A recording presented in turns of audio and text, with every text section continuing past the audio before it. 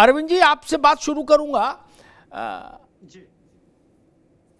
एक और भारतीय जनता पार्टी है, उसकी पोजीशनिंग है कि कांग्रेस ने कई दफा इस बात का प्रयास किया, चाहे रंगनाथ कमेटी के जरिए, चाहे सच्चर कमेटी के जरिए, कि पिछड़े, दलित, आदिवासी, ओबीसी, इन सब का जो रिजर्वेशन है उससे काट के मुसलमानों को रिजर्वेशन दे दिया जाए।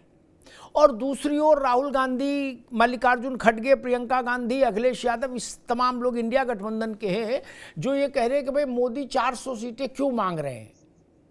बोले इसलिए मांग रहे हैं कि इनको संविधान खत्म करना है। क्यों? क्योंकि बोले ये दलित, पिछड़ा, अल्पसंख्यक, इन सब के खिलाफ है, इसलिए संविधान खत्म कर देंगे, उनके सारे अधिकार खत्म कर देंगे। इन दो धारणाओं के बीच में चुनाव आकर टिक गया है क्या? और अगर हाँ, तो आगे आप कैसा परिदृश्य देख रहे हैं अरविंद जी? अमिताभ जी, राजनीति में प्रहार वही किया जाता है जहां चोट पहुंचे। दोनों तरफ से कोशिश कुछ उसी तरह की हो रही है, लेकिन वो कांग्रेस जो है रोशनी में रंगे हाथ पकड़ी गई है। कर्नाटक में आपने देखा कि जिस तरह से अभी पिछले साल ही मामला उभर करके आया कि 9 पीजी मेडिकल कॉलेज में 930 सीटों में 150 पर जो है आरक्षण का मुसलमानों को दिया गया है, यानी लगभग 16%। जो 4% की बात होती है उससे भी कहीं अधिक। सवाल उससे बढ़कर के है कि जब ऑलरेडी जो है देश में धर्म के आधार पर कोई आरक्षण की व्यवस्था नहीं है, और जो केंद्रीय सूची में या राज्य के सूची में जो ओबीसी मुसलमान है उनको मिल ही रहा है, तो आप देख लीजिए केरल में, तमिलनाडु में, आंध्र प्रदेश में, तेलंगाना में, जहां जहां कांग्रेस की सरकार रही है, एक साजिश के तहत पूरे मुसलमानों को ओबीसी में लाने की कोशिश हुई है। अभी आपने देखा कि के चंद्रशेखर राव किस तरह से वहां पे तेलंगाना में चुनाव से पहले, चुनाव हारने से पहले जो है 12% जो है कोशिश की है कि किस तरह से बढ़ करके हो जाए। आपने 2012 के उत्तर प्रदेश के विधानसभा चुनाव में आपने देखा कि किस तरह समाजवादी पार्टी कहती सुनी गई थी कि हम जो है हिस्सेदारी के बराबर जो है आरक्षण देंगे। सवाल इसका नहीं है। सवाल अगर ये कांग्रेस या इंडी गठबंधन यह कह रहा है कि आखिर आप भाजपा 400 सीट क्यों मांग रही है, या तो उसी तरह की बात हुई ना कि अगर कोई पहलवान सारे पहलवानों को पटक देता है और फिर उससे सवाल किया जाए कि भाई आप जो है खजूर क्यों खा रहे हो, बादाम क्यों खा रहे हो, आप तो सबको पटक ही देते हो, तो आप क्यों खा रहे हो? क्या इसका मतलब यह कि वो भारतीय जनता पार्टी को मैक्सिमम जो है जनमत हासिल नहीं करना चाहिए? ये किसी भी लोकतंत्र में, किसी भी व्यवस्था में या किस तरह के सवाल है? ठीक बात जी। नावेद शिको, मैं इस बहस को अकादमिक उससे हटा के और बड़ा प्रैक्टिकल उसमें ले आऊं, क्योंकि चुनाव तो प्रैक्टिकल उस पर होता है, थ्योरी पर तो होता नहीं। दलित और पिछड़ों का आरक्षण छीनना चाहती है कांग्रेस, और छीन के मुसलमानों को देना चाहती है। भाजपा आरक्षण को खत्म करना चाहती है, संविधान को खत्म करना चाहती है। ये दो कहानियां हैं। आपकी समझ क्या कहती है? एटा, इटावा, फर्रुखाबाद, कासगंज, गरौठा, मऊ, आजमगढ़, पडरौना, कुशीनगर, कौन सी कहानी बिकेगी? सीधा सवाल, नो हिपोक्रेसी। मुझको लगता है इस चुनाव में बहुत सारे मुद्दे आए, कोई हिट नहीं हो पाया, कोई भी मुद्दा नहीं चल पाया, चाहे वो विपक्ष की तरफ से उठाया गया हो, चाहे सत्ता पक्ष की तरफ से उठाया गया हो। इस चुनाव में कोई भी मुद्दा उभर नहीं पा रहा था। विपक्ष ने एक मुद्दा उठाया, संविधान खत्म हो जाएगा, आरक्षण खत्म हो जाएगा, संविधान को खत्म कर दिया जाएगा। ये मुद्दा जो है ये विपक्ष ने उठाया और ये हिट होने लगा। लेकिन इसका तकनीकी पक्ष अगर देखिए तो 10 साल की मोदी सरकार में आखिर कमियां क्या थी? जनता मोदी सरकार की किस कमी की वजह से परेशान हुई, जो प्रत्यक्ष रूप से आपके सामने 10 साल तक सरकार रही, उसका मुद्दा विपक्ष को उठाना चाहिए था। उठाने की कोशिश भी की गई कि साहब महंगाई है, बेरोजगारी है, ये मुद्दा उठ ही नहीं पाया। यानी 10 साल में जो कमियां थी उस तरह का मुद्दा नहीं उठ पाया। अब सरकार जब मोदी फिर से बनाएंगे तो उनमें ये कमी हो जाएगी, ये मुद्दा उठाया। ये अजीब बात मुझे थोड़ी सी लगती है कि 10 साल जिन्होंने अभी तक कुछ नहीं किया, तो अब 2 सरकारों के बाद वो संविधान खत्म कर देंगे, ये मुद्दा उठाया। हालांकि एक मिनट, मैं इसको और क्रिस्प कर दूं ताकि आगे भी दो मेहमान हैं कांग्रेस और उनके, ताकि उनके लिए भी सहूलियत हो और आप भी एक उस पर टिप्पणी करें। दलित और पिछड़ा तीसरे चरण से 7वें चरण तक के भारत में जहां भी है, उसके पास ये दो कहानी पहुंच रही है।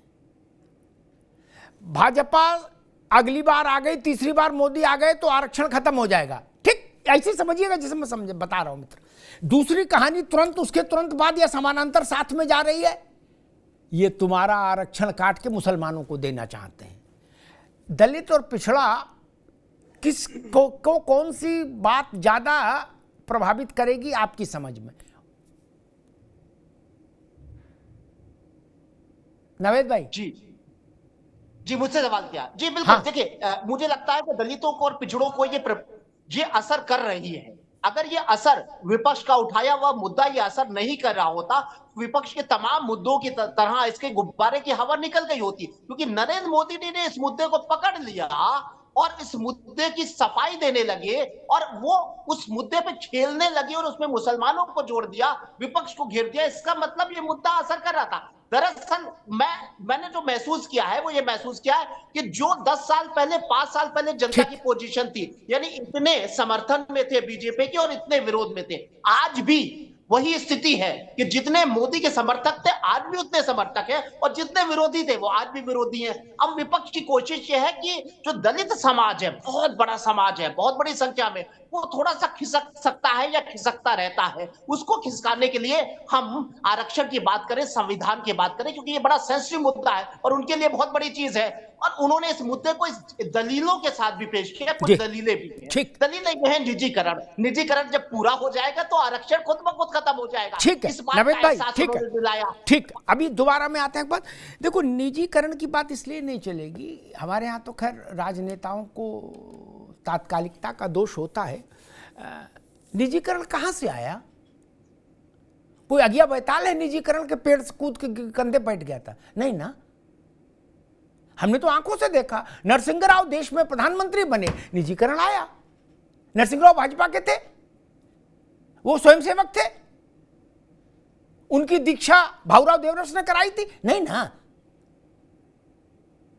वो तो सिर से लेकर पैर के नाखून तक कांग्रेसी थे, कभी कोई दूसरी पार्टी में गए नहीं। आज जो राहुल गांधी कह रहे हैं, अखिलेश यादव कह रहे हैं कि जब सब प्राइवेट हो जाएगा तो क्या होगा, बात आपकी ठीक है। ये चिंता आपको तब नहीं थी जब नरसिंह राव ने धुआंधार सब दरवाजे खिड़की खोल दिए थे। भाई साहब, ये वायरस लाया, अगर ये वायरस है तो लाया कौन? मैं तो वायरस नहीं मानता, लेकिन जो मान रहे वो उसे इसको ऑन करे। कड़वा कड़वा थू और मीठा मीठा कब थोड़ी ना चलेगा भैया। निजीकरण कहां से हुआ? एसएमटी किसके समय में बंद हुई? इसलिए जनता है वो इस बात को समझते। प्रेम नारायण जी, मुझे लग रहा है कि कांग्रेस को इस मामले में एक क्लियर कट स्टैंड देश के सामने रखना चाहिए कि क्या वो मुसलमानों को आरक्षण देने के पक्ष में खड़ी है, जैसा उसकी कुछ सरकारें राज्य सरकारों ने किया, प्रयास किया, और जैसा कि सच्चर कमेटी और रंगनाथ मिश्रा कमेटी के जरिए प्रयास हुआ जो भाजपा कह रही। तो कांग्रेस को मुझे लगता है एक बड़ी पार्टी के नाते ये साफ करना चाहिए कि नहीं, हम मुसलमानों को आरक्षण देने के पक्ष में नहीं, एक तरीका। ये दूसरा पक्ष कि नहीं, हम उनको आरक्षण देने के पक्ष में हैं, ताकि लाइन क्लियर हो जाए। नहीं, ताकि पिछड़ा दलित भी समझ जाए आरक्षण कहीं किसी की जेब से नहीं आएगा, ना राहुल गांधी की ना जेपी नड्डा की। आरक्षण तो वही है, उन्हीं में से काट पीट करनी होगी। केक उतना ही मित्र, जो पिछड़ा दलित और आदिवासियों को अभी मिल रहा है वही आरक्षण है, उसी में से काट के मुसलमान को दे दो, चाहे जिसको चाहो दे दो। प्रेम नारायण जी, नहीं, पहली बात तो आपने जो कहा स्टैंड क्लियर, तो कांग्रेस का स्टैंड एकदम क्लियर है जी। जिसकी जितनी संख्या भारी उसकी उतनी हिस्सेदारी, एकदम क्लियर है। उन्होंने तो यहां तक कहा है कि हमारे राहुल जी तो कहते हैं जातिगत गणना कराइए। उस जातिगत गणना में ऐसा थोड़ी है कि जो सामान्य वर्ग के लोग हैं उनको नहीं गिना जाएगा, उनको भी गिना जाएगा। जो आर्थिक रूप से कमजोर है उनके आर्थिक उन्नयन के लिए भी काम किया जाएगा, शैक्षिक स्तर से कमजोर है उनके शैक्षिक उन्नयन के लिए काम किया जाएगा। ये अमिताभ जी दरअसल क्या है, जैसे भी नावेद जी और जयतिलक जी बात कर रहे थे, इसमें थोड़ा सा मैं और एंगल लाऊं जो जी या तो हमारे दोनों विश्लेषकों को पकड़ा में नहीं आया या पकड़ना नहीं चाहा, भगवान जाने। जी पहली चीज क्या है कि मुद्दे जब चूंकि चुनाव चलते हैं, आप बहुत अनुभवी पत्रकार हैं, बहुत पुराने पत्रकार हैं, हम लोग आपके सामने क्या प्रस्तुतिकरण रखेंगे, आप सब देखे हुए हैं। तो है क्या, सारा कुछ खेल चल रहा है, इसकी टोपी उसका सर। ये कबड्डी जैसा चल रहा है कि हम कबड्डी देने गए और हमारी जहां पैर पकड़ में आया तो हम दूसरा मुद्दा, भाई हमें कुछ तो पकड़ नहीं है। अब जहां मामला, जैसे नावेद जी ने कहा कि विपक्ष ने बहुत सारे मुद्दे उठाए और मुद्दे उठाने के बाद वो मुद्दे पकड़ में नहीं आए। पहले अपने उत्तर प्रदेश में कुश्ती संघ के ब्रजभूषण सिंह का मामला जैसे तैसे उठ रहा था, शांत हो रहा था, टिकट देना है नहीं देना है। लेकिन दिक्कत ये हो गई कि कर्नाटका का जो मॉड्यूल भारतीय जनता पार्टी पेश करना चाहती थी, उसी कर्नाटक में एक ऐसे व्यक्ति का हाथ पकड़ के देश के सत्तासीन नेताओं ने प्रचार प्रसार कर दिया उसका कि नहीं भाई इसका वोट मुझे मजबूती देगा, जिसके ऊपर हजारों महिलाओं के शोषण का, उनके उत्पीड़न का विथ एविडेंस आरोप है। बहुत सारे पत्रकारों ने बहुत सारे वीडियोस उसके वायरल हुए। तो अब ये हुआ कि भाई वहां से कैसे ध्यान हटे, वहां से कैसे हटाया जाए। चक्कोर में खाच क्या हो गया, ये कोविशील्ड बीच में आ गया। कोविशील्ड बीच में आ गया कि भैया इलेक्टोरल बॉन्ड इसलिए दिया गया था। अब वो कंपनी कह रही है कि इस डोज के कारण लोगों का हृदयघात और तमाम समस्याएं हो रही है। तो अब ले दे के ये बचा कि अब उनको भटकाना है तो भैया सीधा बोलना शुरू कर दो, ये इसको काटेंगे उसको डांटेंगे। नहीं तो सवाल निजीकरण और दुनियादारी का छोड़िए अमिताभ जी, इसी उत्तर प्रदेश की बात है, आपके संज्ञान में होगा। बांदा में नियुक्ति हुई विश्वविद्यालय में, कितनी हुई, शायद 63 पदों पर भर्ती हुई और 63 पदों में 2 SC और 2 OBC, बाकी कहां जाएंगे सब, सॉरी 63 सामान्य हुए, टोटल 67 पोस्ट थी। तो यह सवाल उठना लाजमी है। ठीक, इसीलिए लोग कह रहे हैं कि निजीकरण करेंगे, सब करेंगे। ठीक है प्रेम ना भाई, ठीक है ठीक है, आएंगे दोबारा। मैं ऋचा राजपूत के पास चलूं, उससे पहले 2 बातें कहूं जो प्रेम नारायण जी ने कही। अगर आपको लग रहा है वो देवीगौड़ा के पोता, क्या नाम उसका, रमन्ना क्या है, मैं तो कहता हूं रमन्ना हो परवन्ना हो कोई हो, ऐसे आदमी के 20 लाठी मारो, जेल में डालो। ठीक, भाग कैसे गया, कैसे भाग गया? रमन्ना आज सांसद बना था, 19 में बना था। मैं पार्टी पॉलिटिक्स में नहीं जाना चाहता, जिसने ये कुकृत्य किया उसको जेल में डालो, 20 लाठी मारो,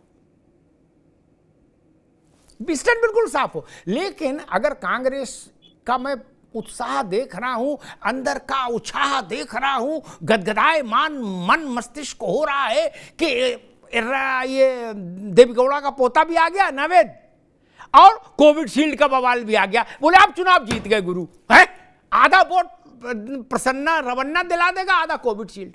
ऐसे बचपना मत करो, ये बचपना है। कोविडशील्ड पर एक तथ्यात्मक बात कह दूं, डॉक्टरों को बोलने दीजिए, राजनेताओं को बचना चाहिए, उनको किसी शील्ड का पता नहीं। वो तो व्हाट्सएप पर जो शील्ड आ जाती है वही देख के बोल देते नेता लोग। तो आजकल मंच पे भाषण देते देते मोबाइल देखते और जो नया व्हाट्सएप आता वही बोल देते। 2020 में तिलक जी, 2020 में कोविडशील्ड को लेके एक स्टडी आई थी, BBC पे ने उस पर पूरी रिपोर्ट की थी, तब भी ये रिस्क वहां मेंशन्ड थे। ठीक, आप ब्लड प्रेशर की दवा खाओ, लूज मोशन की दवा खाओ, उसका गूगल पे जाके पढ़ लो, उसमें इससे खतरनाक किस्म के खतरे लिखे हैं।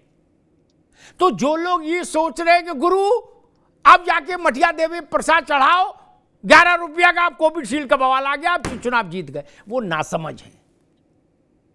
जो प्रसाद चढ़ाने के लिए उत्साहित हैं, बतासा लेके भाग रहे हैं मंदिर की, कोविडशील्ड आ गया गुरु, अब चुनाव मजा आ गया। जिस प्रेम भाई ने कहा ना कि अभी तक चुनाव भटक रहा था, लेकिन आपकी असली मुद्दा पकड़ में आ गया, कोविडशील्ड।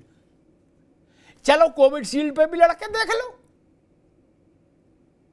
पता लग जाएगा। वो तो हिंदू मुसलमान अगला पिछड़ा दलित बामन बनिया ठाकुर कांग्रेस गैर का भाजपाई सबके रक्त में है कोविडशील्ड, लड़ लो उस पर भी। क्या तब तो सिफारिश लगवा रहे थे कि जल्दी लग जाए हमारे, नहीं।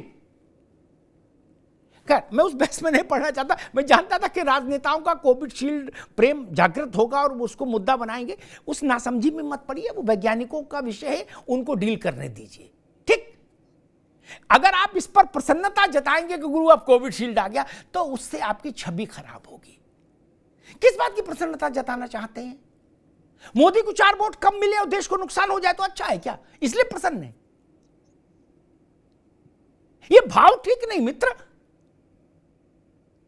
राहुल गांधी आज है, कल नहीं होंगे, मोदी जी आज है, नहीं होंगे, नेहरू जी नहीं है, इंदिरा जी नहीं है, वाजपेयी जी नहीं है, तो देश नहीं चलेगा क्या?